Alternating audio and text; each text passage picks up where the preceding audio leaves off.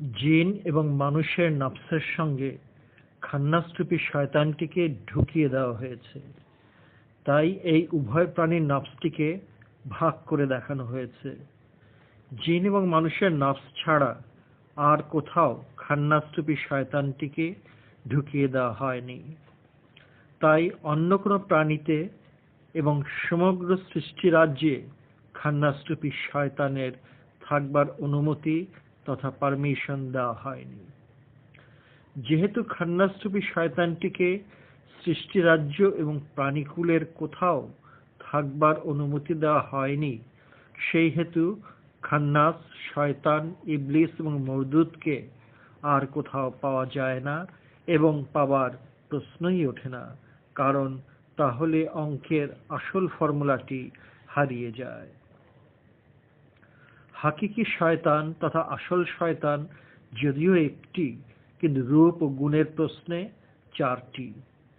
এক একটি বিষয়ে এক একটি বিশেষ গুণের সঙ্গে মিশিয়ে দেওয়া হয়েছে।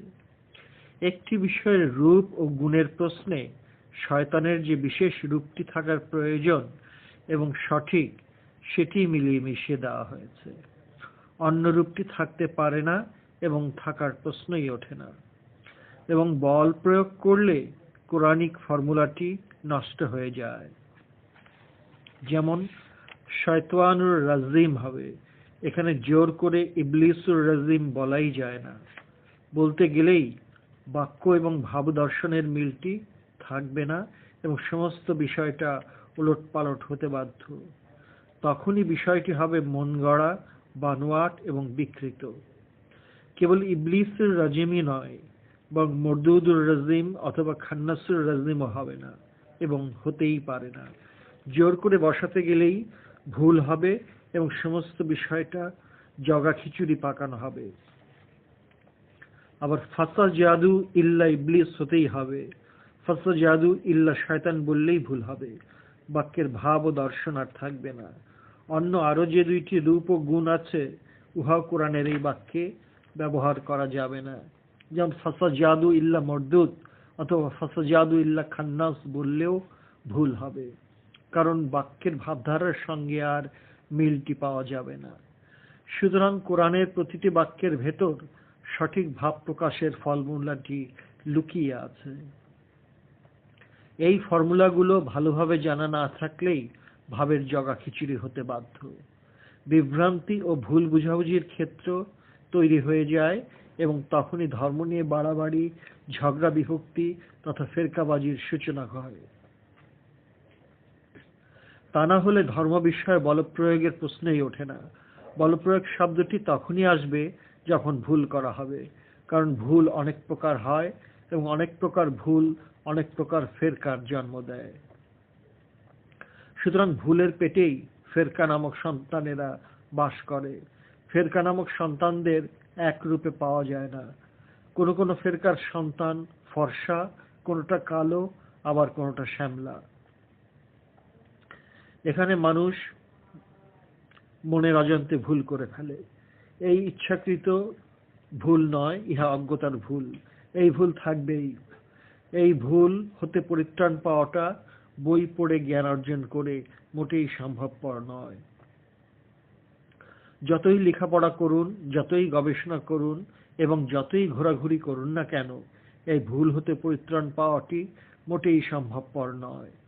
আমার এই কথাগুলোর মাঝে হতাশার ভাষা পাবেন, পাবেন নিষ্ঠুর নির্মম সিদ্ধান্ত, কিন্তু অতি অপ্রিয় হলেও উলঙ্গ সত্য কথাটি বলে গেলাম।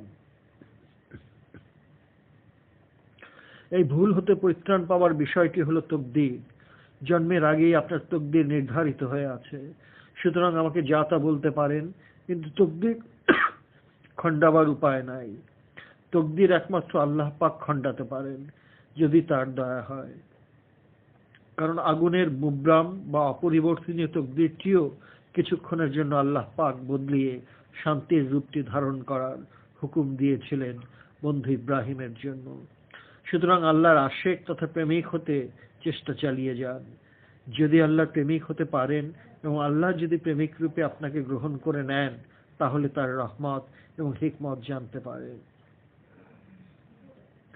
আত-তালিবুদ দুনিয়া মরদুদ যেখানে বলা হয়েছে সেখানে জোর করে শয়তান, ইবলিস আর খান্নাসটিকে ঢুকানোই যায় না। ঢোকাতে গেলেই বাক্যের গঠনশৈলী এবং সঠিক অর্থটি আর খুঁজে পাওয়া যাবে না। আবার ওই একই কথা আসছে খান্নাস শব্দটির যে স্থান আছে সেখানে শয়তান, ইবলিস আর মরদুদ শব্দগুলো বসানো যায় না।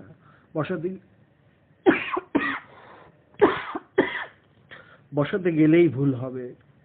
এখানে সামান্য একটু বলছি যে ধারণাটি কতখানি সঠিক। মানুষের মনটাকে ঝাঁকুনি দেবার জন্যই খান্নাস, প্রবল ঝাঁকুনি দেওয়াটাই খান্নাসের চরিত্র। অবশ্য শয়তান, ইবলিস, মরদুদ আর খান্নাসের থাকবার একমাত্র স্থানটি হলো অন্তর, তবে সবার অন্তর নয়, কেবলমাত্র জিন এবং মানুষের অন্তর। এই দুইজনার দুইটি অন্তর ছাড়া শয়তানের থাকবার আর একটি জায়গাও নাই এবং কোরআনের ফর্মুলা অনুসারে থাকার বিধানটি রাখা হয় নাই। আরো একটি কথা বলে রাখা ভালো যে খান্নাস শব্দটি কোরআনে মাত্র একবার ব্যবহার করা হয়েছে। খান্নাস শব্দটি ব্যবহার করা হয়েছে কোরআনের ধারাবাহিকতা অনুসারে শেষ সূরায়। কয়েকটি অতি গুরুত্বপূর্ণ বিষয়ের ভাব বহন করছে কোরআনে, অথচ মাত্র একবার ব্যবহার করা হয়েছে। যেমন কাউসার ও আহাদ শব্দ দুইটি মাত্র একবার করে কোরআনে ব্যবহার করা হয়েছে। অবশ্য আমার চোখে জিন এবং মানুষের নফসেই শয়তান থাকে, অন্য কোনো জীবের নফসে শয়তানকে থাকবার অনুমতি দেওয়া হয় নাই। বারবার ঘুরিয়ে ফিরিয়ে এক কথাকেই বলা হচ্ছে শয়তান বিষয়টি পরিষ্কার করে তুলে ধরার জন্য। আরো একটু পরিষ্কার করে বলে রাখা ভালো যে চারটি রূপ ধারণ করা শয়তানটিকে হাকিকি শয়তান বলা হয় তথা আসল শয়তান বা মূল শয়তান বলা হয়, কিন্তু মেজাজি শয়তান নয়। কারণ মেজাজি শয়তান তথা রূপক শয়তান তথা শরীয়তি শয়তান হলো তিনটি, এবং এই তিনটি শয়তান থাকে মক্কার মিনাতে। বড় শয়তান, মেজ শয়তান ও ছোট শয়তান। এই তিনটি শয়তানের কোনো কাজ করার ক্ষমতাই নাই, অথচ শয়তান বলে মানতেই হবে এবং দেখা মাত্র ঘৃণা ভরে পাথর ছুঁড়ে মারতেই হবে। কারণ শরীয়তের বিধানটি পালন করুন আর নাই করুন, কিন্তু শরীয়তটিকে অস্বীকার করা যাবে না। শরীয়ত নিজেই জানে যে এগুলো মোটেই শয়তান নয়, কিন্তু আসল তথা হাকিকি শয়তানকে পরিচয় করিয়ে দেবার একটি সুন্দর মাধ্যম। মূর্ত না থাকলে বিমূর্তটিকে মানুষ ধরতে পারে না এবং বিষয়টিকে বুঝতে কষ্ট হয়। আসল বিষয়টির পরিচয় করিয়ে দেওয়ার জন্যই ব্যবহারিক বিধিবিধান দেওয়া হয়ে থাকে। প্রতিটি হাজী জানেন মক্কার মিনায় অবস্থিত তিনটি শয়তানের একটিও আসল শয়তান নয়, বরং মেজাজি শয়তান বা শরীয়তি শয়তান। এই শরীয়তের আদেশ নির্দেশ যাতে ক্ষুণ্ণ করা না হয় তারই জন্য মেজাজি পাথর। মেজাজি শয়তান তিনটিকে হাজিরা সবসময় পাথর ছুঁড়ে মারছে। এমনকি মেজাজি পাথর ছুটতে গিয়ে প্রতি বছর বেশ কিছু হাজি পায়ের তলায় পিষ্ট হয়ে মারা যান।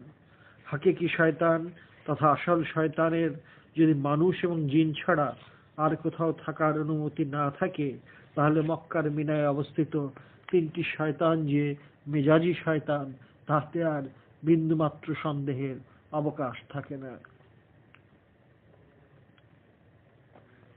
মেজাজি শয়তান তিনটি হাকিকি শয়তানের মূর্ত প্রতীক। প্রতীক ছাড়া যে কোনো ইবাদত বন্দেগীই চলে না, এটাই বুঝিয়ে দেওয়া হয়েছে। কারণ বিমূর্ত শয়তানের পরিচয়টি করিয়ে দেওয়ার জন্যই মেজাজি শয়তানের প্রয়োজন। সুতরাং মেজাজি শয়তান তিনটিকে পাথর ছুঁড়ে মারাটিকেই যারা আসল শয়তানকে পাথর ছুঁড়ে মারা মনে করেন এবং বিশ্বাস করেন তারা বোকা এবং অজ্ঞ। বুঝিয়ে দেবার পরও যারা বুঝতে চায় না তাদেরকে আল্লাহর হাতে ছেড়ে দেওয়াই ভালো, কারণ তাদের তকদির তাদেরকে এই আসল বিষয়টি বুঝতে দেবে না। এই ধরনের মানুষকে গালি দিতে নাই, বরং সরে যাওয়াটাই ভালো। মনে করে নিতে হবে যে এই ধরনের মানুষ বানাবার পেছনে নিশ্চয়ই আল্লাহ পাকের কোনো উদ্দেশ্য আছে। কলা ছিলে খেতে হয়, ছিলকাটি কখনোই কলা নয়, অথচ আসল কলাটিকে ঢেকে রাখে। আসল কলাটিকে যে ছিলকা ঢেকে রাখে সেই ছিলকাটিকে যারা কলা বলতে চায় তাদেরকে দোষ দিয়ে লাভ নাই। কারণ তাদের তকদিরে আসল আর নকল চেনবার পার্থক্য জ্ঞানটি দেওয়া হয়নি। আসল আর নকল চেনবার পার্থক্য জ্ঞানটিকে ফারকুন জ্ঞান বলা হয়, এবং এই ফারকুন জ্ঞান কাকে দেওয়া হয় সেই প্রশ্নে আল্লাহ মাইয়াশাউ অর্থাৎ যাকে খুশি তাকেই দান করা হয় বলে ঘোষণা করেছেন। মক্কার মিনাতে অবস্থিত যে তিনটি শয়তানকে হাজিরা পাথর ছুঁড়ে মারে, উহা যেমন হাকিকি শয়তান নয় বরং মেজাজি শয়তান, ঠিক একইভাবে এও বলা যায় যে মক্কায় অবস্থিত পবিত্র কাবা ঘরটি, যাকে আল্লাহর ঘর বলা হয় এবং যে কাবা ঘরটির জন্য হাজিরা হজ করতে যান, সেই কাবা ঘরটি হলো মেজাজি কাবা। ইহা কখনোই হাকিকি কাবা নয়, কারণ হাকিকি কাবা বিমূর্ত। হাকিকি কাবা মুমিনের দিলে অবস্থান করে। মুমিনের দিল ছাড়া হাকিকি কাবা পাওয়া যাবে না এবং পাওয়ার কোরআনিক আইন নাই। যে কাবা মুমিনের দিলে অবস্থান করে সেই কাবা বিমূর্ত তথা অদৃশ্যমান তথা দেখা যায় না। যে কাবা দেখা যায় না অথচ নিকটে অথচ আছে, উহাকে হাকিকি কাবা বলা হয়। আর যে কাবা দেখা যায় তথা মূর্ত, সেই দৃশ্যমান কাবাটিকে বলা হয় মেজাজি কাবা। সুতরাং মক্কায় অবস্থিত দৃশ্যমান মূর্ত কাবাটি হলো মেজাজি কাবা। সুতরাং যে হাজিরা মেজাজি কাবার হজ করার জন্য আসেন এবং হজ পালন করেন, সেই সকল হাজিরা মেজাজি হজ পালন করছেন। হাকিকি হজ পালন করার প্রশ্নই ওঠে না, কারণ হাকিকি কাবার হজ করতে চাইলে মানুষ মমিন লাগবে। মানুষ মমিন ছাড়া হাকিকি হজ পালন করার প্রশ্নই ওঠে না। মেজাজি কাবাতে আল্লাহ আছেন এমন কথাটি কোরআনে নাই, বরং মানুষ মুমিনের সঙ্গে আল্লাহ আছেন এই কথাটি কোরআনে আছে। সুতরাং মানুষ মুমিনের দিলটি হলো হাকিকি কাবা তথা আসল কাবা। হাকিকি কাবার যারা হজ করতে পেরেছেন তারা হাকিকি তথা আসল হাজি, আর যারা মেজাজি কাবার হজ পালন করেছেন তারা মেজাজি হাজি। মেজাজি হাজিদের মেজাজি কাবার মেজাজি হজ পালন করার সুনির্দিষ্ট আচার অনুষ্ঠানের নিয়মগুলো মেজাজি নিয়ম, ইহা কখনোই হাকিকি নিয়ম নয়। এই মেজাজি হজ আর হাকিকি হজের বিষয়টি একদম খোলাসা করে যিনি বলে দিয়েছেন তিনি সুলতানুল হিন্দ খাজা বাবা, তার ফার্সি ভাষায় রচিত মকতুবাত শরীফে। আফসোস, ওয়াহাবিদের অনুষ্ঠান সর্বস্ব ধার্মিকদের কৌশলগত চাপের মুখে অনেক অলির মহামূল্যবান বইগুলো হারিয়ে যেতে বসেছে। ইহা উদ্ধার করার এবং প্রকাশ করার মানুষ হারিয়ে যাচ্ছে। মুষ্টিমেয় কিছু যারা আছেন তাদের আর্থিক সামর্থ্য নাই। এত বড় মহাসত্যটিকে উদ্ধার করার তরে আশা করি বিবেকবান এবং সত্য প্রকাশে আগ্রহীরা এগিয়ে আসবেন। মুসলমানদের চোখে আঙুল দিয়ে বোঝাবে যে ইহা মেজাজি হজ আর ইহা হাকিকি হজ। এখনো দৃশ্য দেখতে হয় যে খোদা বলা ঠিক নয়, কারণ খোদা বললে সব কম পাওয়া যায়, আল্লাহ বললে অনেক সব পাওয়া যায়। তাও এই নির্লজ্জ দৃশ্যটি টেলিভিশনের পর্দায় মহাজ্ঞানের ভূমিকায় মোল্লাকে বলতে শুনি। সাধারণ মুসলমানদের বলে কিছু লাভ নাই। হায় রে আল্লামা ইকবাল, মাওলানা রুমি, হাফেজ সিরাজি, সানাই, ফরিদুদ্দিন আত্তার, ইমাম গাজ্জালি, খাজা গরিব নেওয়াজ, আপনারা কেন খোদা লিখতে গেলেন? এদের কথার মার প্যাচে মানুষ আজ দিশেহারা। আর 57টি মুসলিম দেশের অবস্থাটি কোথায় গিয়ে দাঁড়িয়েছে উহা আর বলে দিতে হয় না। অবশ্যই এই মেজাজি হজের বিরুদ্ধে একটি কথাও বলা ঠিক নয়, এই জন্যে যে মেজাজি হজটি মূর্ত, যাহা চর্ম চোখে দেখা যায়, কিন্তু হাকিকি হজটি বিমূর্ত, তথা চোখে দেখা যায় না। যাহা দেখা যায় উহারই অনুষ্ঠান হয় এবং অনুষ্ঠান পালন করা যায়, কিন্তু অনুষ্ঠান যদিও আসল বিষয়টি নয়, কিন্তু আসল বিষয়টি ধরিয়ে দেয়। অবশ্য সবার চোখে ধরা পড়ে না, তাই মেজাজি হজকেই আসল হজ মনে করে। আগেকার দিনের অলিরা ভালো করেই জানতেন যে মক্কার কাবা ঘরের হজটি হলো মেজাজি হজ, তাই তারা এই মেজাজি হজটির বিষয়ে নীরবতা পালন করতেন। মেজাজি হজ পালন করলেই নামের আগে আলহাজ শব্দটি বসানো যায়। আমরা দেখতে পাই যে আগেকার দিনের অলিদের নামের আগে আলহাজ শব্দটি খুব কমই পাওয়া যেত। একমাত্র চিশতিয়া তরিকার মহারাজ খাজা বাবার দাদা পীরের নামের আগে হাজি শব্দটি দেখতে পাই, খাজা বাবার দাদা পীরের নামটি হলো হাজি শরীফ জিন্দানা। অথচ তার মুরিদ এবং প্রধান খলিফার নামের আগে আলহাজ কুতুবুদ্দিন, আলহাজ শেখ ফরিদ, আলহাজ আলাউদ্দিন কালিয়ার সাবেরি, আলহাজ বুয়ালি শাহ কালন্দর, আলহাজ নিজামুদ্দিন আউলিয়া, আলহাজ আমির খসরু, আলহাজ শাহবাজ কালন্দর, এরকম আরো বহু আউলিয়ার নামের আগে আলহাজ টাইটেলটি দেখতে পাই না। আর এই যুগের আউলিয়াদের নামের আগে আলহাজ থাকে কি না ইহা পাঠক বাবাদের আর বলে দিতে হবে না। যারা হাকিকি হজটি সম্পন্ন করতে পেরেছেন তাদের নামের আগে হাজি শব্দটি খুব কমই ব্যবহার করতে দেখি। মুমিন কাবার হজটি হলো বিমূর্ত, যাহা চোখে দেখা যায় না, তাই হাজি শব্দটি কমই ব্যবহার করতে দেখি। সুতরাং ইহা পরিষ্কার হয়ে গেল যে মেজাজি হজটি মক্কায় অবস্থিত মেজাজি কাবায় গিয়ে করতে হয় এবং হাকিকি হজটি মুমিনের দিল কাবায় করতে হয়। একটি মূর্ত অপরটি বিমূর্ত। সামাজিক আচার আচরণের দিক দিয়ে বিচার করতে গেলে মেজাজি হজের প্রাধান্যটি বেশি এবং মেজাজি হাজিদেরকেই হাজি বলে ডাকা হয়। এই হাজি টাইটেলটি অর্জন করতে গেলে মেজাজি হজব্রত পালন করতেই হবে এবং এর জন্য প্রতি বছর এত আয়োজন। এই আয়োজনের বিলাসিতা দেখে অনেকেই হাকিকি হজের কথাটি বললে অবাক হয়ে তাকিয়ে থাকেন। অনেকে তো রাগ করে এটা সেটা বলতে চায়। খাবার খেতে আনন্দ লাগে, কিন্তু খাবার পেটে গিয়ে কি কি কাজ করে সেটা শুনতে আনন্দ লাগে না। বাহিরের চাকচিক্যটাই বেশি চোখে ধরা পড়ে, কিন্তু ভেতরের জিনিসটি জানবার আগ্রহ সবার থাকে না। আচার এবং অনুষ্ঠান যখন উদ্দেশ্য লক্ষ্যটি হারিয়ে ফেলে তখনই উহা অনাচারে পরিণত হয়।